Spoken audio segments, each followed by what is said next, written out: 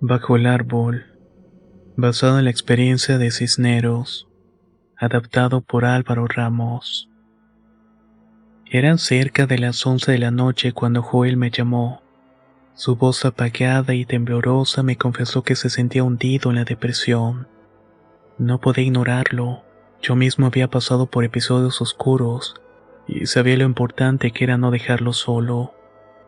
Le propuse tomáramos unas cervezas para distraernos y aceptó, aunque me advirtió que estaba en bancarrota.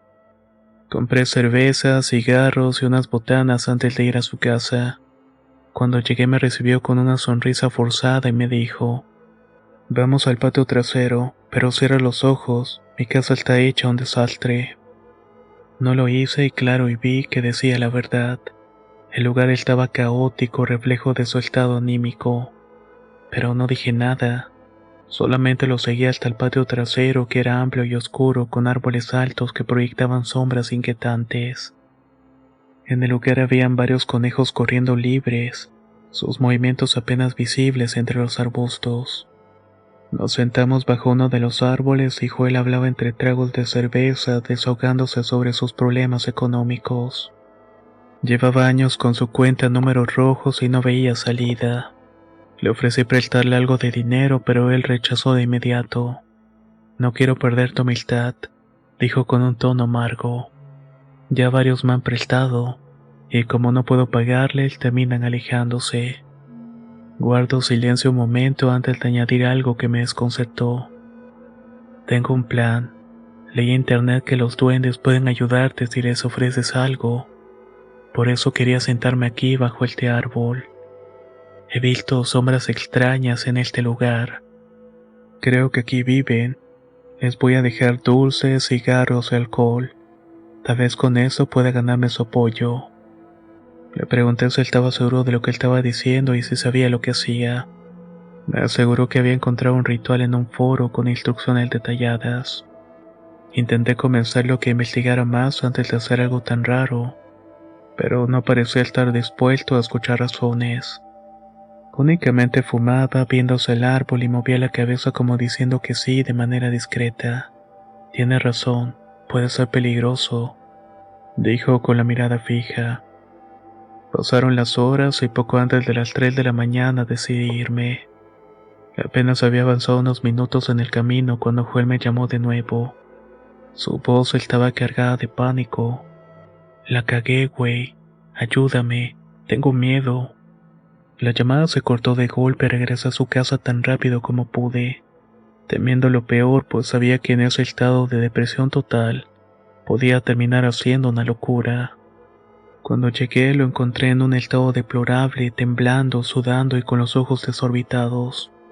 "¿Qué pasó?", le pregunté mientras intentaba calmarlo. Con un dedo tembloroso señaló hacia el patio trasero. "Asómate. Mira, pero no hagas ruidos".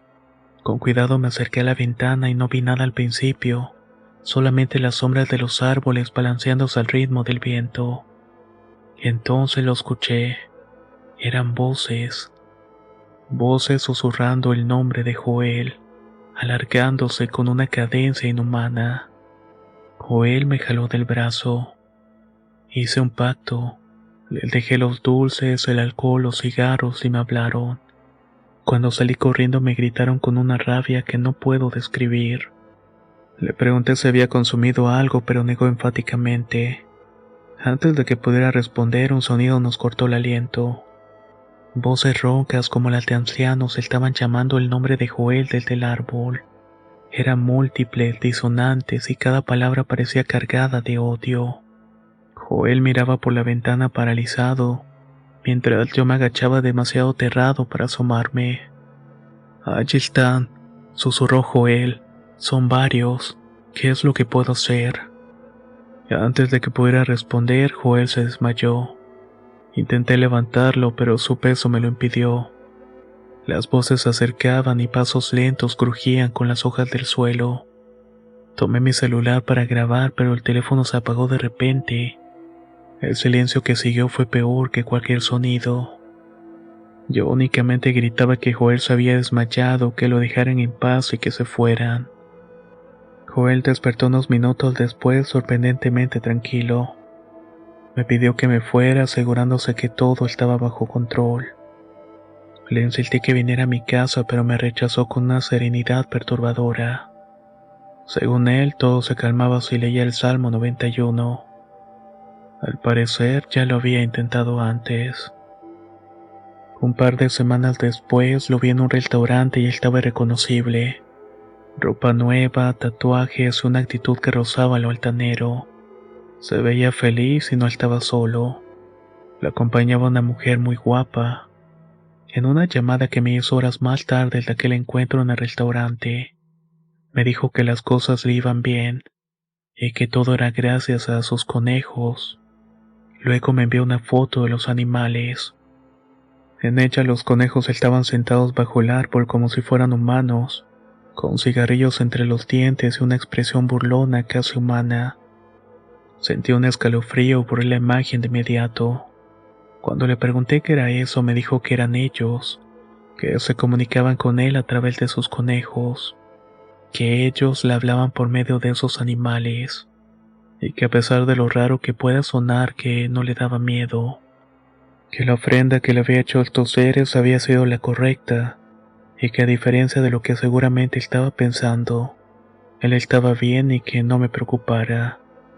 Lo último que me dijo antes de colgar el teléfono y bloquearme de su lista de redes sociales fue: con ellos a mi lado todo va a estar mejor. Unos meses después supe de su muerte. Lo encontraron en el patio, víctima de un paro cardíaco. Los conejos estaban devorando su cuerpo. Desde entonces no puedo dejar de pensar en lo que ocurrió esa noche bajo el árbol, y en las sombras que Joel había visto. A veces en mis sueños escucho las voces de esa noche, las cuales están gritando mi nombre.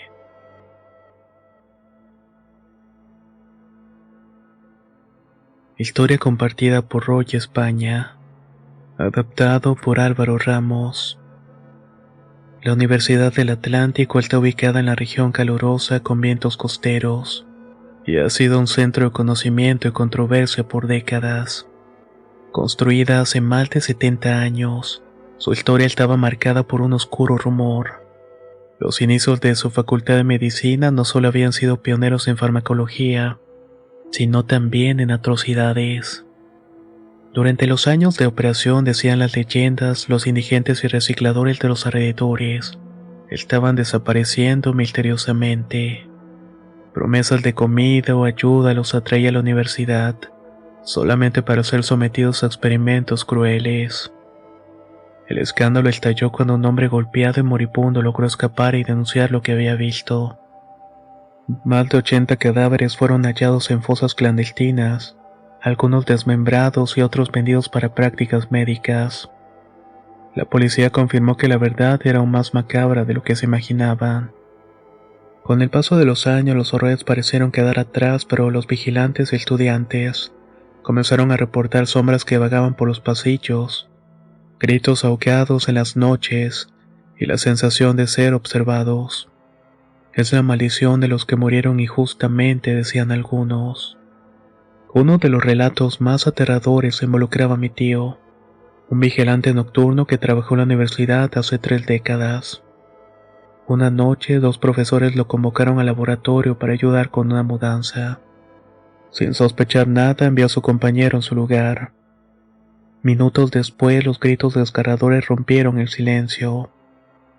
Al llegar, descubrió a los profesores y a 2 hombres golpeando brutalmente a su compañero con palas. Lo amenazaron de muerte si hablaba. Y él, paralizado por el miedo y sabiendo que esa gente tenía los medios para cumplir su promesa, decidió quedarse en silencio por todo esto. 10 días después del aterrador suceso, mientras realizaba una rutina nocturna de patrullar los pasillos, mi tío llegó al laboratorio de anatomía. Las luces parpadeantes del pasillo proyectaban sombras distorsionadas sobre las paredes, creando un ambiente todavía más inquietante.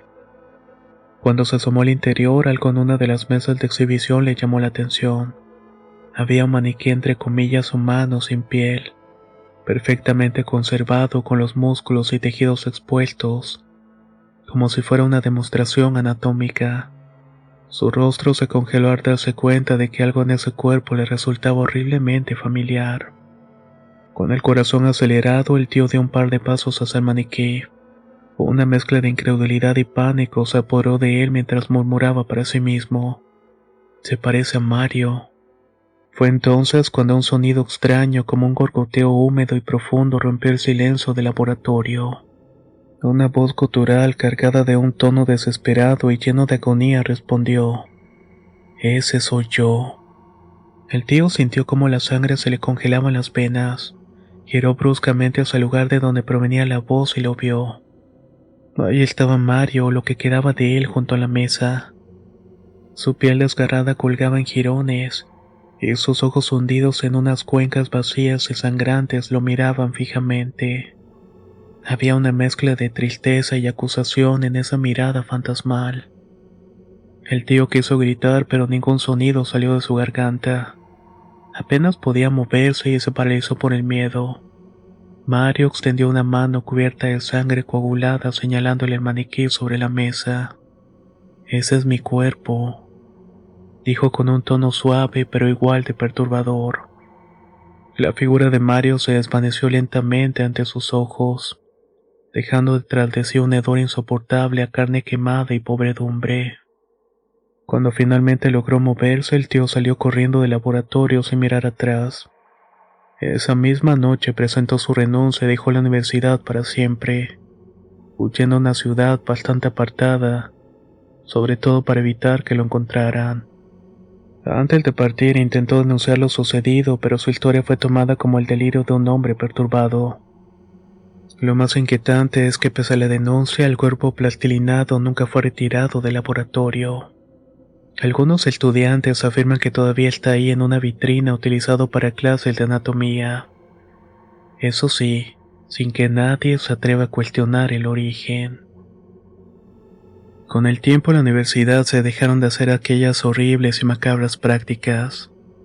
Con el aumento de la tecnología y de la información ya no era seguro seguir con aquellos experimentos. Además que ya no seguían las mismas autoridades que alguna vez formaron parte de la corrupción que imperaba ahí, lo cual no significaba que las cosas mejoraron. Tal vez la universidad se había quitado ese estigma de experimentar con personas vivas, pero se ganó un sobrenombre igual de aterrador. Con el paso de los años fue apodada la Universidad de los Suicidios. Cada año entre 5 y 6 estudiantes arrojaban desde el sexto piso del bloque C, donde había ocurrido los peores crímenes. Todos dejaban cartas similares expresando una desesperación inexplicable. Pero lo más inquietante era lo que ocurría en los días previos.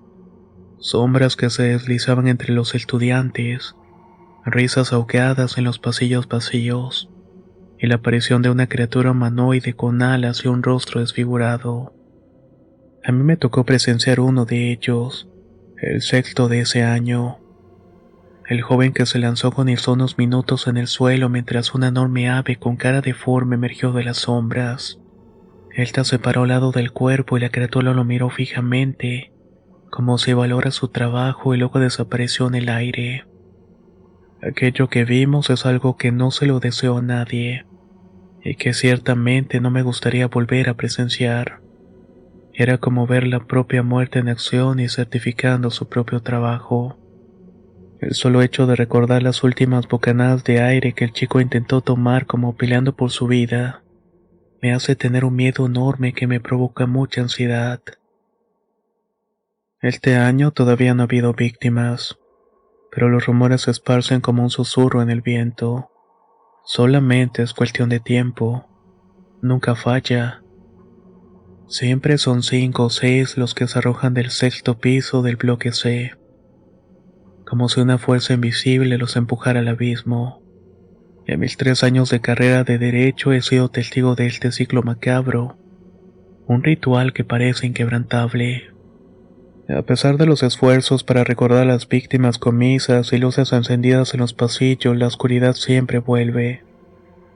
La universidad intenta seguir adelante ignorando las advertencias grabadas en las sombras, pero las leyendas persisten, creciendo con cada generación de nuevos estudiantes que llegan a conocer los horrores que acechan. El bloque C se ha convertido en el epicentro de un ciclo interminable de muerte. Una herida que nunca sana. Tal vez la maldición nunca termine. Tal vez la Universidad de Atlántico está condenada a vivir eternamente rodeada de leyendas y tragedias, atrapada en un bucle donde el pasado siempre encuentra la forma de volver. Los ecos que se fueron siguen resonando en los pasillos, susurrando secretos que nadie quiere escuchar. Y el bloque C espera en silencio al próximo estudiante que se acerque demasiado al borde, para que el ciclo de muerte se reactive nuevamente.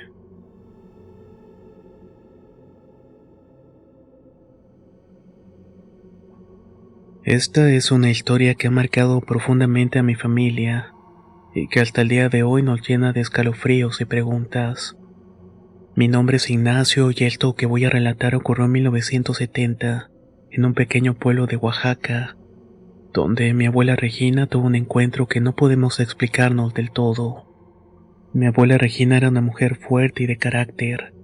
Enviudó desde joven y crió sola a sus 3 hijos, entre ellos mi madre, quien trabajaba en un telar artesanal que tenía en la casa.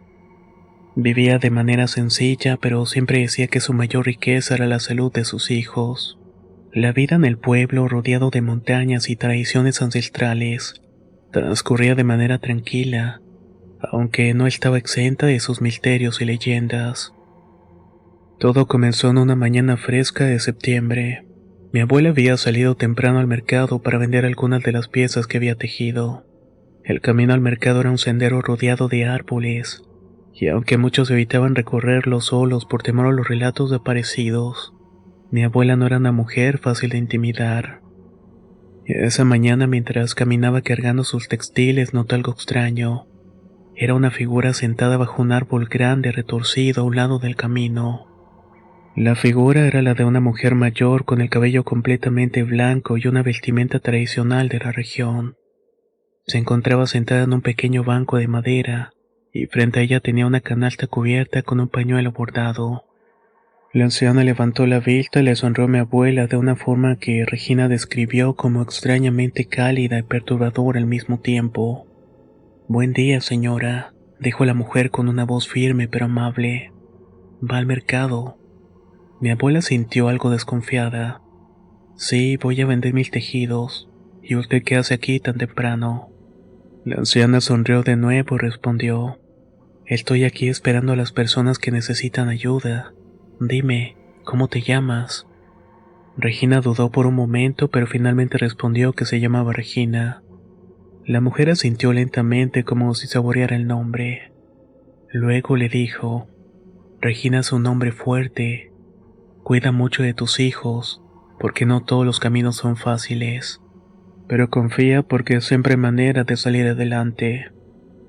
Esas palabras inquietaron a mi abuela, aunque no pudo explicar el porqué. La anciana entonces se inclinó hacia la canasta y sacó un pequeño colgante de madera con forma circular. «Toma esto», le dijo. «Es para protegerte de lo que no ves, pero que puede estar siempre cerca».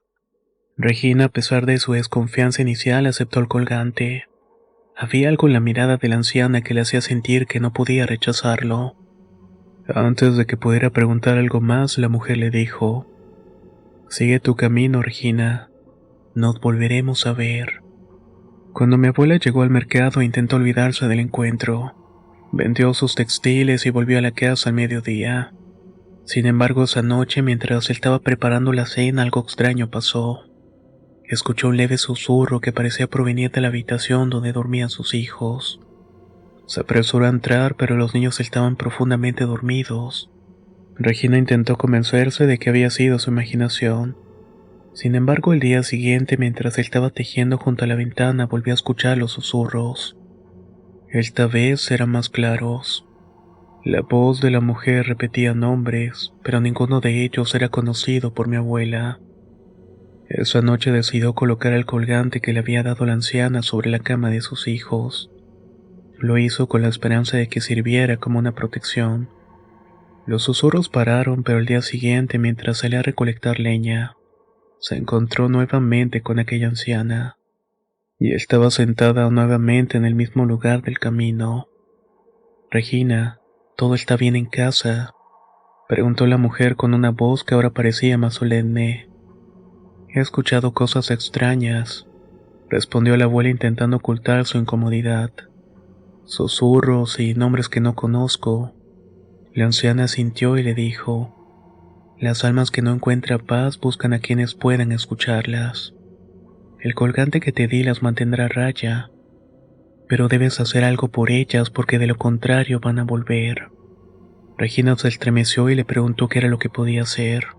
«Pronto lo vas a saber», respondió la mujer antes de levantarse y desaparecer entre los árboles. Esa noche mi abuela encendió una veladora frente al colgante. Rezó y pidió claridad y protección. Mientras estaba rezando, tuvo una visión fugaz.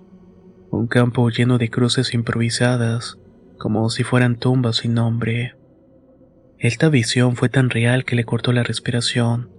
Sabía que el mensaje era claro. Había algo que debía descubrir, algo que había permanecido oculto durante tantos años. Con el tiempo mi abuela comenzó a unir las piezas del misterio, pero lo que encontró fue más oscuro de lo que se imaginaba. Tras aquella visión fugaz de cruces improvisadas, mi abuela Regina no pudo conciliar el sueño.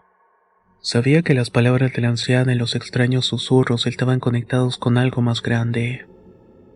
A la mañana siguiente decidió entender el mensaje y volvió al camino donde había encontrado a la mujer. Sin embargo, en esta ocasión no se encontraba allí. Lo único que encontró fue el banco de madera donde solía sentarse abandonado bajo el árbol torcido. Encima del blanco había un pequeño pañuelo bordado, similar con el cual cubría la canasta. También había una nota escrita con una caligrafía firme y antigua: «Busca en la tierra donde descansan los olvidados. Ellos necesitan que sus nombres sean pronunciados». Aunque el mensaje era críptico, mi abuela comenzó a pensar en el campo lleno de cruces que había visto en su visión. Preguntó a algunos vecinos del pueblo si sabían de un lugar parecido, y don Mateo, un anciano que había vivido ahí toda su vida, le dio una respuesta.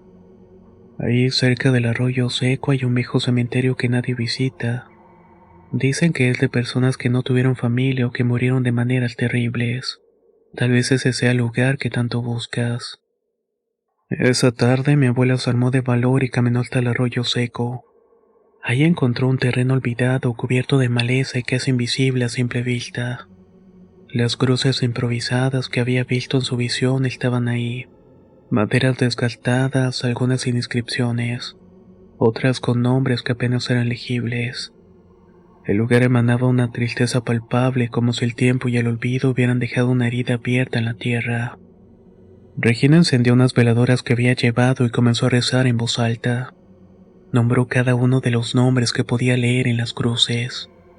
Mientras lo hacía, sentía una energía extraña, como si el aire a su alrededor se volviera más ligero. Pero entonces escuchó un murmullo similar a lo que había escuchado en su casa, pero esta vez más claro. «Gracias», dijo una voz femenina. Regina miró a su alrededor, pero no había nadie. Sin embargo, sintió que algo había cambiado, como si una carga invisible se hubiera levantado.